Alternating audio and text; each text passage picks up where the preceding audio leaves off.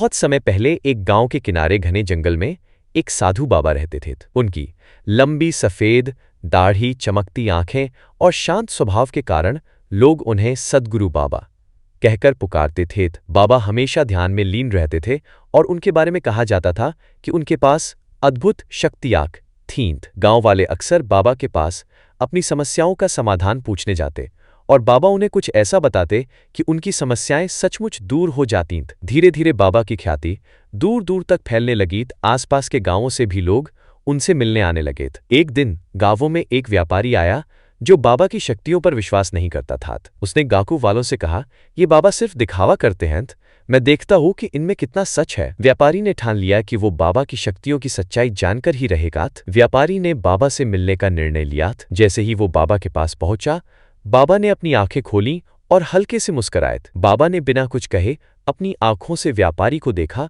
मानो उसकी सभी योजनाओं को समझ गए हों। व्यापारी थोड़ी देर उनके सामने खड़ा रहा।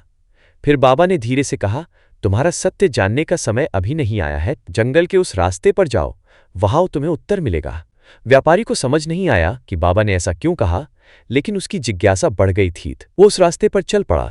कुछ दूरी पर उसे एक कुटिया दिखी और वहां एक बूढ़ी महिला बैठी थी। बूढ़ी महिला ने व्यापारी को देखकर कहा, तुम जो ढूंढ रहे हो वो इस कुटिया में नहीं है।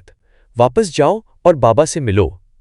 डॉट व्यापारी उलझन में पड़ गया, लेकिन फिर भी वो वापस बाबा के पास चला गया। बाबा ने उसकी ओर देखकर मुस्कुराते हुए कहा, तुम सत्य ढूंढने आए थे, लेकिन सत्य तुम्हारे भीतर ही है। जब तुम्हारे मन की संदेह की परतें हटेंगी, तब तुम मेरी शक्तियों को समझ सकोगे। व्यापारी का मन अचानक शांत हो गया और उसे महसूस हुआ कि बाबा सच में एक असाधारण शक्ति के स्वामी थे। तब से व्यापारी बाबा का भक्त बन गया और बाबा की रहस्यमयी शक्तियों में उसकी आस्था बढ़ गई।